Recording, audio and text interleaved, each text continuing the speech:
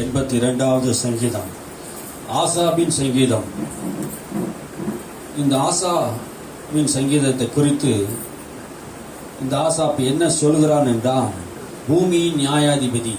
யார் இந்த பூமியின் நியாயாதிபதி என்றால், ரட்சிக்கப்பட்ட தேவ பிள்ளைகளை குறித்து இங்கே எழுதியிருக்கிறார்.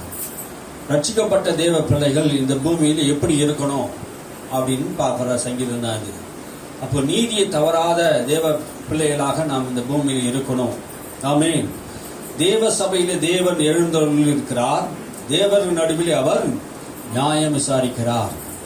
தேவ சபையிலே அவர் எங்கே எழுந்தருளுகிறாராம்? சபையிலே எழுந்தருளுகிறார். இந்த சபையிலே, தேவ சபையிலே நாம் எல்லாரும் தேவர்களா இருக்கிறோம். தேவன் உண்டாக்கின புத்திரர்கள். நம்ம எல்லாரும் யாரு? தேவர்கள் என்று உங்கள் வேதத்தில் எழுதி இருக்கிறது என்று இயேசு சொன்னார். ஆமே. நம்ம எல்லாம் யாரா? தேவர்கள். அல்லேலூயா. தேவனை உடையவர்கள் தேவர்கள். தேவனுடைய வார்த்தை உடையவர்கள் தேவர்கள். தேவனையே தங்கள் தெய்வமாக கொண்டிருக்கிறவர்கள் தேவர்கள். அல்லேலூயா. தெய்வத்தினுடைய ஆவியை பெற்றவர்கள் தேவர்களா இருக்கிறோம். ஆமே. நாம் யாரா? வேதம் சொல்லுகிறது, தேவ சபையிலே தேவன் எழுந்தருளியிருக்கிறார். தேவன் அவர் நடுவிலே நியாயம் விசாரிக்கிறவரா இருக்கிறார். அல்லேலூயா. நம்முடைய தேவன் நியாயம் விசாரிக்கிறவரா இருக்கிறார். ஒவ்வொருவரையும் கர்த்தர் நியாயம் விசாரிக்கிறார். நம் தேவன் எப்படி இருக்கிறாரோ அதே போல தேவ பிள்ளைகளாகிய நாமும் நியாயம் விசாரிக்கும்படி இந்த பூமியில திக்கற்ற விதவைகள், அனாதைகள், இந்த பூமியில யாருக்கும் நியாயம் செய்யக்கூடிய ஆற்றல் நமக்கு உண்டு. அல்லேலூயா. தேவன் எப்படி தேவ சபையில் எழுந்து நியாயம் செய்கிறாரோ அதே போல நாமும் தேவர்கள் நடுவே நியாயம் விசாரிக்கிறவர் அவர். எதுவரைக்கும் நீங்கள் அநியாய தீர்ப்பு செய்து துன்மார்க்கருக்கு முகதாட்சிணம் பண்ணுவீர்கள்? எது வரைக்கும்? ரட்சிக்கப்பட்ட பிள்ளைகளே, இந்த பூமியின் நியாயாதிபதிகளே, இந்த உலகத்திலே அதிகார பொறுப்புள்ளவர்கள், எது வரைக்கும் நீங்க இந்த பூமியிலே முகதட்சணை பண்ணுவீர்கள்? முகதட்சணை என்றால் என்ன? தப்பு செய்தவனை பார்த்து தப்பு செய்துட்டான் என்று சொல்லக்கூடிய ஆற்றல் அதிகாரம் இருந்தும் அவனுக்கு என் சொந்தக்காரன், என் பந்தம், அவங்களுக்கு இவங்களுக்கு வேணும், அவங்க வேணும், இவங்க வேணும்னு சொல்றாங்களே, அது முகதட்சணை. அப்ப நான் என்ன பண்ணக்கூடாது? பாராபட்சம் பார்க்க கூடாது. நியாய தீர்ப்பு செய்யும் போது என்ன பண்ணக்கூடாதான்? பாராபட்சம் பார்க்க கூடாது. அது நம்ம குடும்பம், அதனால நல்லது சொல்லணும். நியாய தீர்ப்பு என்பது எல்லாருக்கும் ஒரே மாதிரி தான் இருக்கணும். பாருங்க, சட்டம் ஒரே மாதிரி தான் செயல்படணும். அதனாலதான் சொல்ற, இதுவரைக்கும் நீங்கள் அநியாய தீர்ப்பு செய்து துன்மார்க்கனுக்கு முகதாட்சிணை பண்ணுவீர்கள். யாருக்கு அவங்க முகதாட்சிணை பண்ணாங்க? துன்மார்க்கனுக்கு முகதாட்சிணை பண்றாங்க. இயேசுக்கு முகதாட்சிணை பண்ணலங்க. யாருக்கு பண்ணாங்க? துன்மார்க்கனுக்கு முகதாட்சிணை பண்ணாங்க. இயேசு எந்த குற்றமும் செய்யல, எந்த பாவத்தையும் செய்யல. ஆனா யூதர்கள் யார சொன்னாங்க? பரபாசுக்கு முகதாட்சிணை பண்ணினார்கள். அவன் கொலகாரன், தேசத்தின் கலகக்காரன். இந்த உலகத்தினுடைய தீர்ப்பெல்லாம் எப்படி இருக்குது? நியாயாதிபதிகள் என்றால் யாரு? நீதிபதிகள். அந்த நீதிபதிகள் முகதாட்சிணை பார்க்க கூடாது. இயேசு உத்தமரும் நீதிமானும் இருந்த போதும் கூட, ஆனா முகதாட்சிணை பார்த்தாங்க. நியாயம் தீர்க்கும் போது பிலாத்து அவர் ஒரு குற்றத்துக்கு கண்டுபிடிக்கல, அந்த போற்றவனும் ஒரு குற்றத்தை கண்டுபிடிக்கல. ஆனா இயேசுவை கொலை செய்ய வேண்டும் என்று ஒரே மூர்க்கமாக இருந்தார்கள் யூதர்கள். முகதாட்சிணை தீர்ப்பு வரும்போது அவர் எந்த குற்றத்தையும் செய்யலன்னு தெரிஞ்சு அவரை தண்டிக்க ஒப்பு கொடுத்தாங்கன்னா அது பேர் என்ன அர்த்தம்? முகதாட்சிணை தானே. யாரை தப்பி விட்டாங்க?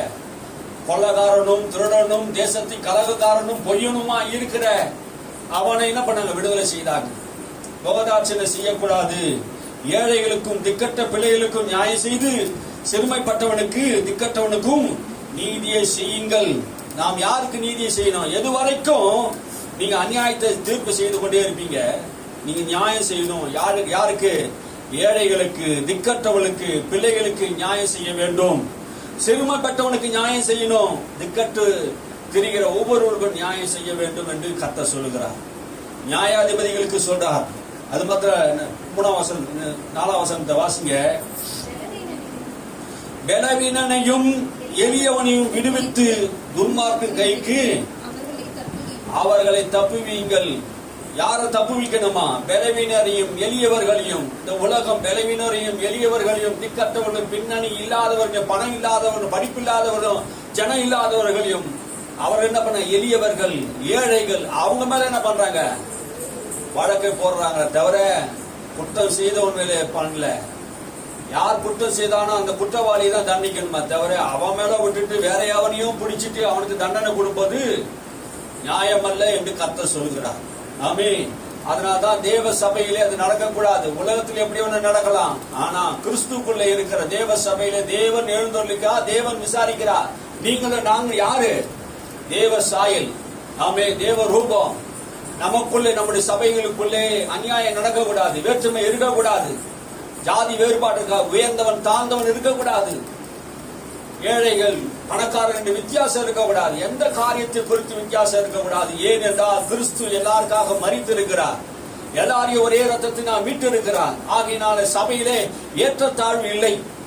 ஆமே, எல்லாரும் அவருடைய பிள்ளைகள், அவருடைய ஆண் என்றும் இல்லை, பெண் என்றும் இல்லை, யூதன் என்றும் இல்லை, கிரேக்கன் என்றும் இல்லை, உயர்ந்தவன் என்று இல்லை, தாழ்ந்தவன் என்று இல்லை. வேதம் சொல்கிறது யாருக்கும் யாரும் என்ன பண்ணல, குறைந்தவர்கள் அல்ல.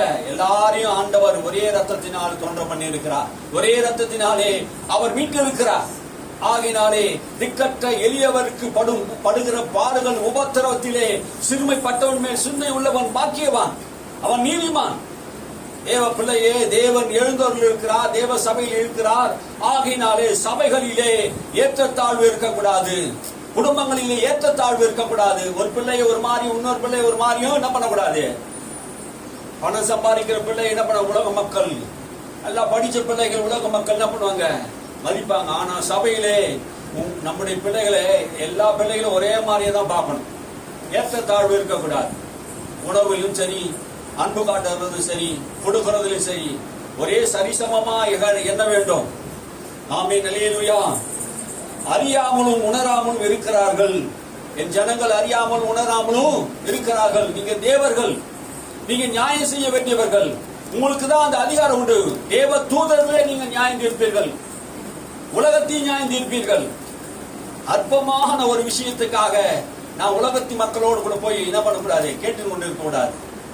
தேவ தூதர்களுடைய நியாயம் தீர்க்க வேண்டும் என்று பவுல் சொல்றார். அந்த தேவ தூதர்களே நியாயம் தீர்க்கக்கூடிய அதிகாரம் நமக்கு இருக்கும் போது அற்பமான விஷயங்களுக்கு நாம் ஏன் உலக பக்கம் போடணும்? உலக மக்கள் இடத்துல போய், ரட்சிக்கப்படாத இடத்துல போய் நியாயம் விசாரிக்கணும், எனக்கு நியாயம் செய்யும் என்று சொல்லணும். ஆமென். கர்த்தர் நீதி உள்ள நியாயாதிபதி. அறியாமலும் உணராமலும்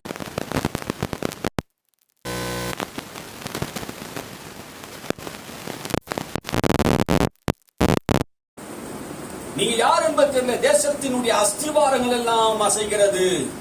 அஸ்திபாரங்கள் எல்லாம் அசைகிறதா? என்ன அஸ்திபாரம்? அஸ்திபாரமே நீதி தாங்க, நியாயம் தான் அஸ்திபாரம்.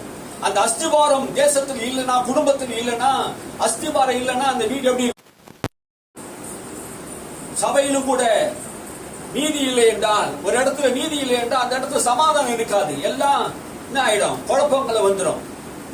அதனால்தான் சொல்றாரு, அறியாமல் உணராமல் இருக்கிறார்கள். தேவர்களா இருக்கிறவர்கள், கடவுளுடைய பிள்ளைகளா இருக்கிறவர்கள், நீதியை செய்ய வேண்டியவர்கள், நீங்க நீதியை செய்யாமல் அநியாயத்துக்கு தொகை போகும்போது, முகதட்சணை பார்க்கும் போது, உயர்ந்தவன் தாழ்ந்தவன் என்று பார்க்கும் போது நீங்கள் உணராமல் இருக்கிறீர்கள். நீங்க தேவர் என்பது உணராமல் இருக்கிறீர்கள். நீங்க தேவனை போல உணர்வுள்ளவர்களா இருந்து நியாயம் தீர்க்க வேண்டும்.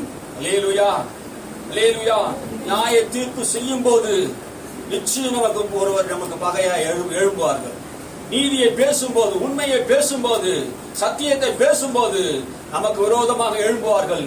ஆகையினாலே உன்னுடைய நீதி எந்த காரியத்தையும் சபையை விட்டுக் கொடுக்க கூடாது. எந்த காரணத்தை கொண்டும் விட்டு கொடுக்கிறா. உண்மையை பேசினா கண்டிப்பா நமக்கு எதிர்த்து நிற்கிற கூட்டம் இருக்கதான் செய்யும். நீதியை பேசுங்க. ஒருத்த பகைக்கணும்னு நீங்க எந்த தீமையும் செய்ய வேண்டியதில்லை. ஆனா அந்த தீமையான இடத்துல உண்மையை பேசி பாருங்க, உன்னை குற்றவாளியா பகையாக தீர்த்துவார். இதான் உலக நடவடிக்கை. ஆகினாலே நீங்க அறியாமல் உணராமலும் இருக்கிறீர்கள், அந்த காலத்தில் நடக்கிறீர்கள். அஸ்திபாரங்கள் எல்லாம், தேசத்தின் அஸ்திபாரங்கள் எல்லாம் அசைகிறது. எழுந்து நியாயம் செய்யுங்கள் என்று சொல்லுகிறார். 6ஆம் வசனத்தை வாசிங்க. நீங்கள் தேவர்கள் என்றும் நீங்கள் எல்லோரும் உன்னதமான மக்கள் என்றும் சொல்லி இருந்தேனே, நான் சொல்லி இருந்தேனே. நீங்கள் எல்லாரும் தேவர்கள் என்று. நீங்க எல்லாம் சாதாரண மனுபுத்திரர் அல்ல, நீ சாதாரண ஒரு மனுஷன் அல்ல, நீ தேவனால் உண்டாக்கப்பட்ட, தேவனால் படைக்கப்பட்ட புது சிருஷ்டி. அல்லேலூயா. நீங்க தேவர்கள், தேவனால் சிருஷ்டிக்கப்பட்ட புது சிருஷ்டி. அல்லேலூயா. ஆதாம் எப்படி தேவனால் உண்டானான் என்று வேதம் சொல்லுகிறதோ, அதே போல நாம் எல்லாரும் யாரால் உண்டாயிருக்கிறோமா? தேவ ஆவியினால் உண்டாயிருக்கிறோம். ரத்தத்தினாலே புதிய சிருஷ்டியாக மாற்றப்பட்டிருக்கிறோம். நம்மிடத்தில் அநியாயம் இருக்கக்கூடாது, அநீதி இருக்கக்கூடாது, முகதட்சணை இருக்கக்கூடாது, பாரபட்சம் இருக்கக்கூடாது, அநியாயம் ஒன்று காணப்படக்கூடாது. அப்படி வாழக்கூடிய ஆற்றல் நமக்கு ஆண்டவர் கொடுத்திருக்கிறார். அல்லேலூயா. நீங்க தேவர் என்றும் நீங்கள் எல்லோரும் உன்னதமான மக்கள் என்றும் சொல்லி இருந்தேனே, சொல்லி இருக்கிறாரே. நாம் எல்லாரும் யாரா? உன்னதமானவுடைய மக்கள், உன்னதமானவுடைய தேவனுடைய பிள்ளைகள். நாம் எல்லாம் குட்டி தேவர்கள் என்று வேதம் சொல்கிறது. தேவ சாயல் என்று சொல்கிறது. நாம் எல்லாரும் தேவ ரூபம் என்று சொல்கிறார்கள். அல்லேலூயா. வேதம் சொல்லுகிறது, தேவன் படைக்கும் போது தன்னுடைய சாயல்படி தன்னுடைய ரூபத்தின்படி மனுஷனை உண்டாக்குவோம் என்று சொல்லி அவனுக்கு தேவ சாயலை ஆண்டவர் கொடுத்தார். அல்லேலூயா. தேவனை போலவே நம்மை உண்டாக்கி இருக்கிறார். அவரை போல ஆற்றலும், அவரை போல வல்லமை, அவரை போல பேச்சாற்றலும், அவரை போல விசுவாசமும், அவரை போல ஆவியை நமக்கு ஆண்டவர் கொடுத்திருக்கிறார். அல்லேலூயா. அவரை போல அதிகாரம் நமக்கு உண்டு. நாம் நீதியை செய்ய வேண்டும். நீங்கள் எல்லாம் உன்னதமான மக்கள் என்று சொல்லி இருக்கிறதே. இயேசு இந்த வசனத்தை தான் யோவான்ல 10ஆம் அதிகாரம் 8ஆம் அதிகாரத்தில் நீங்க வாசித்து பார்த்தீங்கன்னா சொல்றாரு, நாங்க ஏற்கனவே சொல்லி இருக்கிறோம் என்று நீங்க வாசித்து பாருங்க. ஆதலால் மனுஷனை போல செத்து லோக பிரபுக்களோடு ஒருவனை போல விழுந்து போனீர்கள். நீங்க எல்லாரும் உன்னதமான மக்கள், தேவர்கள் என்று நான் சொன்னேன். ஆனா நீங்க எப்படி இருக்கீங்க? உலகத்தின் மக்களை போல. தேவ ஆவியை பெற்ற இவனை போல ஒருவன் உண்டோ அப்படி என்று பார்வோன் சொல்றானே. தேவ ஆவியை பெற்ற தானியேல், தேவ ஆவியை பெற்ற நேபுகாத்நேச்சார், தேவ ஆவியை பெற்றவர்கள். நம்ம எல்லாம் எப்படிப்பட்டங்க? தேவ ஆவியை பெற்றவர்கள். அந்த காலத்திலே தானியேலின் காரியம் ஜெயமா இருந்தது. தேவ ஆவியை பெற்றிருந்தான். நேபுகாத்நேச்சாருடைய காலத்திலே தானியேலுடைய ஆவி எல்லாரும் பார்த்தாங்க. தானியேலின் தேவனை பெரிய தேவன் என்று சொன்னாங்க. அல்லேலூயா. அவனை யாரும் குற்றம் சுமத்த முடியல. அவன் நீதியாக செய்தான். நீங்க மனுஷனை போல செத்து லோக பிரபுக்களை போல ஒருவனை போல விழுந்து போனீர்கள். லோக பிரபுக்களை போல, உலகத்தின் மக்களை போல சொன்னார். சாதாரண மக்கள் அல்ல நீங்க. நீங்க உன்னதமான மக்கள் என்று நான் சொல்லி இருந்தேனே. நீங்க சாதாரண மக்களை போல, உலக மக்களை போல நியாயம் தீர்க்கிறீர்களே. உங்களுக்கும் அவங்களுக்கும் வித்தியாசம் இல்லையே. அதான் சொல்றாரு, விழுந்து போனீர்கள், லோக பிரபுக்களை போல விழுந்து போனீர்களே. தேவன் எழுந்தருளும் பூமிக்கு நியாய தீர்ப்பு செய்யும். நீரே சகல ஜாதிகளையும் சுதந்திரமாக கொண்டு இருப்பவர். அல்லேலூயா. தேவன் எழுந்தருளும். அல்லேலூயா. நீங்க எல்லாம் தேவர்களா இருக்கிறோம். நம்முடைய வாழ்க்கையில எல்லாம் நியாய தீர்ப்பு செய்யும் போதெல்லாம் தேவன் எழுந்தருள்வா, நியாய தீர்ப்பு செய்வா. நீரே சகல ஜாதிகளுக்கும் சுதந்திரமாக கொண்டவர், கொண்டு இருப்பவர். அல்லேலூயா. எல்லா ஜாதியும் அவருக்கு சுதந்திரம் தான். இந்த மக்கள் அந்த மக்கள் ஒதுக்கி தரல. இஸ்லாமியர், கிறிஸ்தவர், மற்ற புறஜாதி மக்கள் என்று அவர் என்ன பண்ணல. எல்லா மக்களும் அவருடைய சுதந்திரமாய் கொண்டு இருக்கிறார். எல்லாரையும் உண்டாக்கினவர் அவர் தான்.